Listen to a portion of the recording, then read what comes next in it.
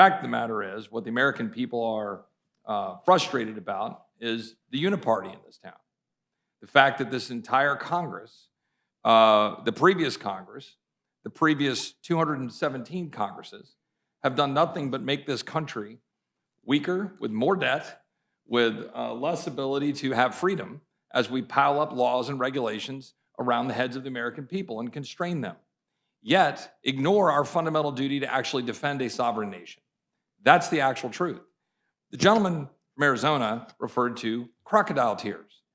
Well, I'm sorry, but I do shed some tears for the people that I represent that are being absolutely decimated by open borders. The young man yesterday morning in a coffee shop in Austin, Texas, who grew up in Laredo and lives in San Antonio, is a constituent of mine who lives near the airport in San Antonio, who came up talking about family members of his who have died, who have been had their lives upended, had their ranches upended, talking about single adult males coming into this country. The videos that I was shown by members of the Texas State Legislature just this last Friday at a football game, pulling me aside and saying, "What can you do to stop this? We are begging for help. We are desperate for help," showing me videos of people running away from Border Patrol, single adult males. And if 2023, if you are running away from Border Patrol, you are up to no good. I assure you, you are up to no good. And that's the actual reality of what we're dealing with on the ground. Speaker of the House in Texas came up to me and said, "Man, we got $13 billion. We're in on this. $13 billion the state of Texas is in on and having to deal with the border crisis."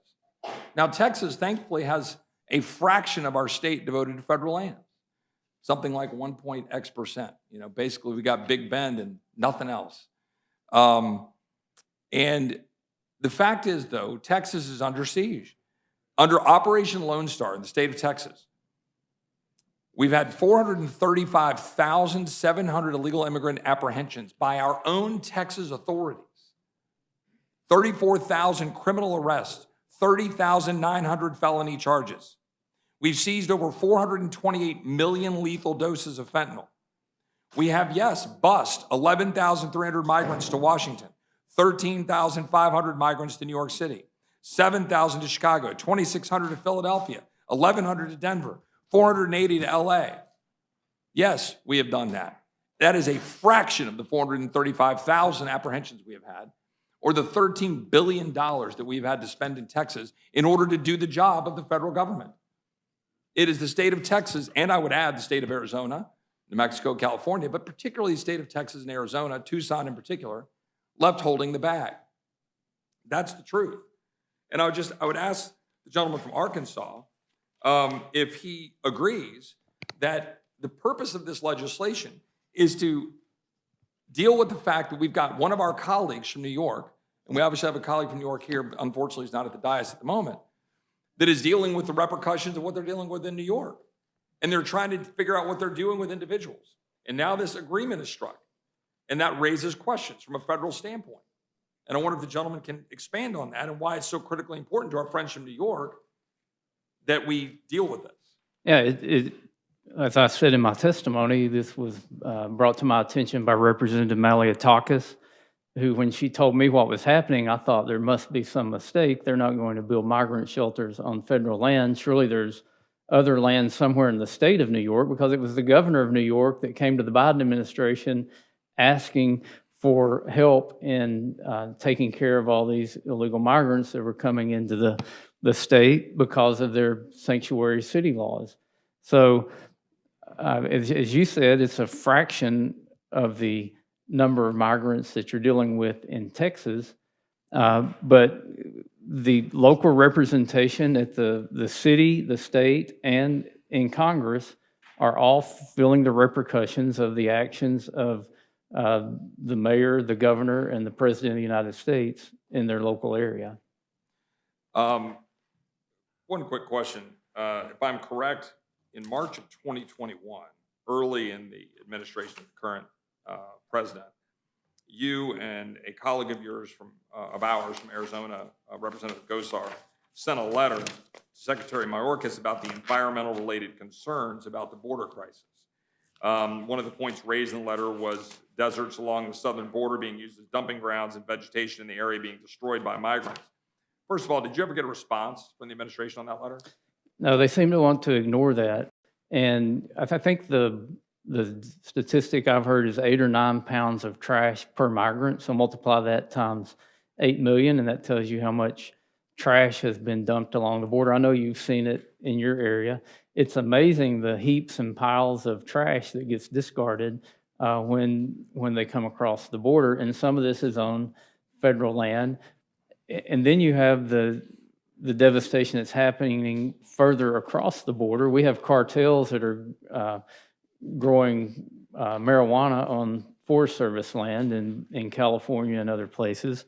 And there's a lot of devastation that's happening to our federal lands directly related to the failure to secure the southern border.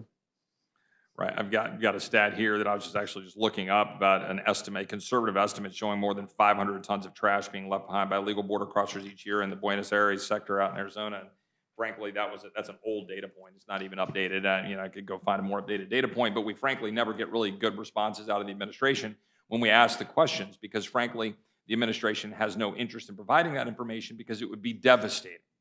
And the gentleman, he can respond if he wants, from Arizona, talks about this being a political point, that the only reason that we're raising this issue is for a political gain in an election year.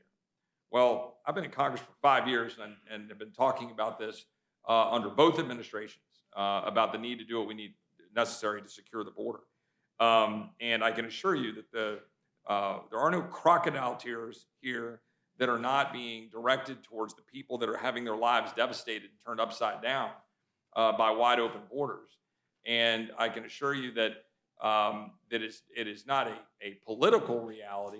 And I wonder if the gentleman from Arkansas thinks, your constituents or constituents and people across the country, do you view this as something that is critical from a election year messaging perspective, or a perspective of making sure that our people are actually secure and safe from dangerous cartels, from dangerous criminals, from people that can come in here with wide open borders, from fentanyl pouring in, but also just the absolute devastation of the volume, just the simple volume?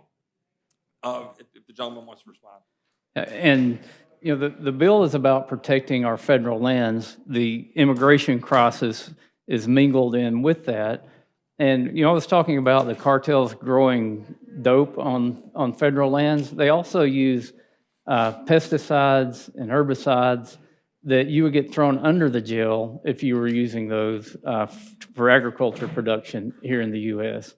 I think about the federal land in my state. If I were to go out and throw 8 or 9 pounds of trash on the ground, Right. I don't think I would get off scot-free from that. I don't think any American citizen would, nor should they. But we seem to turn a blind eye because this is happening with illegal immigrants. And another stat that a lot of people don't realize is that about 40% of the southern border is federal land. And that is true. And again, we have Big Bend, but the vast majority of the Texas border is not federal land. But it's a significant problem. Another question about the federal lands.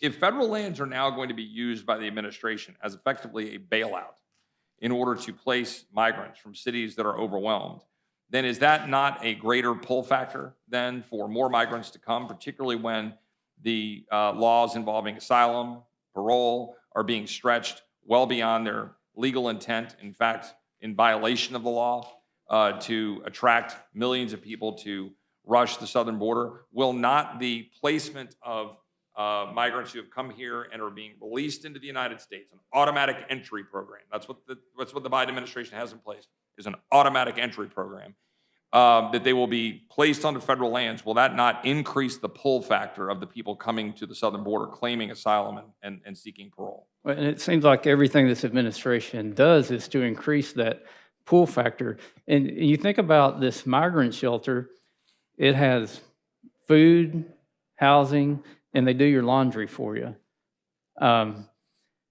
If that's not a pull factor for people to come here, along with all the other pull factors for people to come here, I don't know what would be. And the ranking member talked about, and this is something we heard on our visit to Floyd Bennett, how the city of New York was going to pay the Park Service a lot of money for this lease, and they will be able to reinvest it into the Park Service unit to make the facility better in the future. And I thought, what if a Republican president wanted to lease out some of Yellowstone to some corporation that would pay Yellowstone some money so they could go in and make the experience better for the future? Would our friends across the aisle have a problem with that? But the precedent's been set here now in New York that this can actually be a fundraising exercise for the Park Service to get more funding to make the experience better in the future. I think, but gentlemen, I yield back.